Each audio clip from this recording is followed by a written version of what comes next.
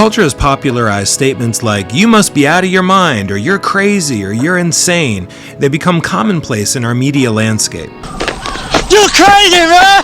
You really are crazy. You're crazy. Okay. Are you crazy? Could kill me! You're welcome.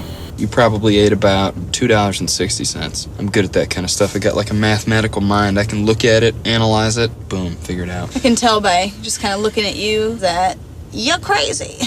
The accusation that someone isn't mentally fit can be seen in some situations as a colloquial slam, but in others, a reckless and hurtful insult. Paul gets called crazy in this next section of the book of Acts. Let's see how he turns that into good news.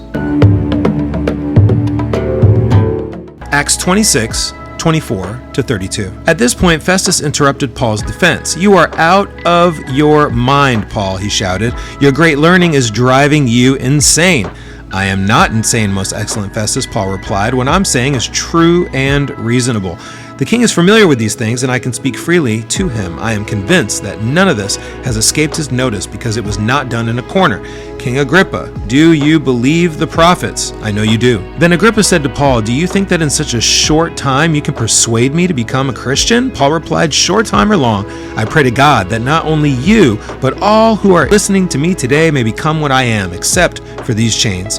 The king rose, and with him the governor and Bernice, and those sitting with them. After they left the room, they began saying to one another, "This man is not doing anything that deserves death or imprisonment." Agrippa said to Festus, "This man could have been set free if he had not appealed to Caesar." This is not the first time in the Bible that a spiritual character is called insane. In Mark chapter 3, verse 21, Jesus' own family said he is out of his mind. In John 10, verse 20, the crowd accused Jesus of being insane. And earlier we read in Acts 12:15, Peter, who escaped prison and came to the disciples' door, those inside said, "Rhoda must be crazy to say that Peter's here at the house." When you think more closely about the phrase, it's almost an admission that something is not crazy. It's as if it hits so close to home that you're hoping it is crazy so that no one will believe it. It's like when someone hears really bad or really good news. For example, you're fired or you're promoted. An easy response is, "You must be out of your mind." Paul comes back on the phrase in his second letter to the Corinthians and just owns the accusation outright.